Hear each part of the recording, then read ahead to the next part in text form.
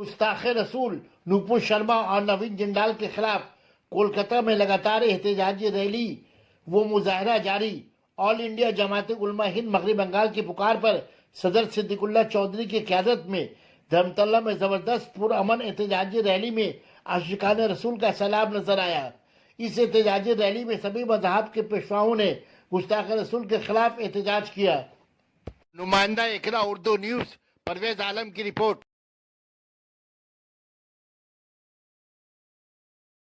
नबी আল্লাহর সবথেকে মাহবুব সৃষ্টি জগতের সেরা কিয়ামতের দিনে যিনি সুপারিশ করবেন এবং হাউজে কাউসারের পানি পান প্রতিবেশী স্বামী স্ত্রী ভাই বোন সবার থেকে আমাদের কাছে প্রিয় আমাদের দয়ার নবী সাল্লাল্লাহু আলাইহি সাল্লামকে তোমরা উল্টো পাল্টা কথা বলবে আর আমরা বসে দেখব, এটা হবে না।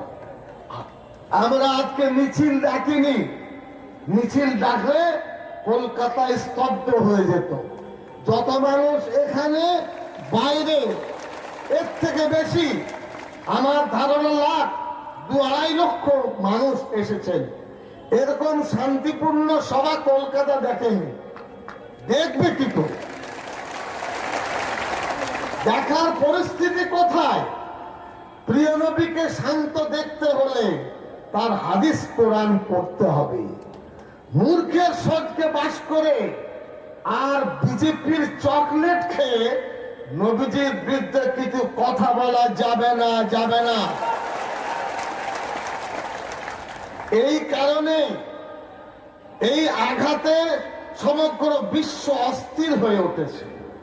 বাংলাদেশ বাদ দিয়ে চীন এবং আপনার ব্রিটেন, আমেরিকা, আরব সকলেই নিন্দা জানিয়েছে। লজ্জা, লজ্জা, লজ্জা। বিজেপির জন্য লজ্জা, ভারতের জন্য লজ্জা। এদের লজ্জা বলে কিছু নেই, গন্ডারের চামড়া। দুনিয়ার জন্য আমি বলিনি, আমার নবীজির জন্য বলছি। বিজেপির লোকেরা শুনছেন, এত সহজে ছাড় পাবেন না মাথায়। ক্ষমা চান এবং আমরা চাইছি শাস্তি পেতে হবে। লুকিয়ে রেখেছেন, লোকাবার কি ছিল? জেলে পাঠাতে, আদালত যা বলবে তাই হবে। বেকসুর খালাস পেলে পাবে, শাস্তি হলে হবে। কত বুকের পাটা ছিল, হ্যাঁ, ঘরে লুকিয়ে রেখেছেন।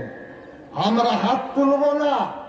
ভালো করে শুনে নিন, প্রিয় নবীর উপরে আঘাত, কোরআনে কারিমের উপরে আঘাত, মায়েদের উপর আঘাত।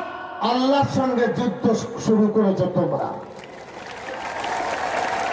আমরা লড়াই করব না, এ লড়াই উপর থেকে হবে, খান খান হয়ে যাবে তোমরা। পৃথিবীতে কেউ আল্লাহ রাব্বুল আলামিন মাফ করে দেন তার ইচ্ছা। লড়াই তো আমাদের সাথে নয়, লড়াই তো আল্লাহর সাথে।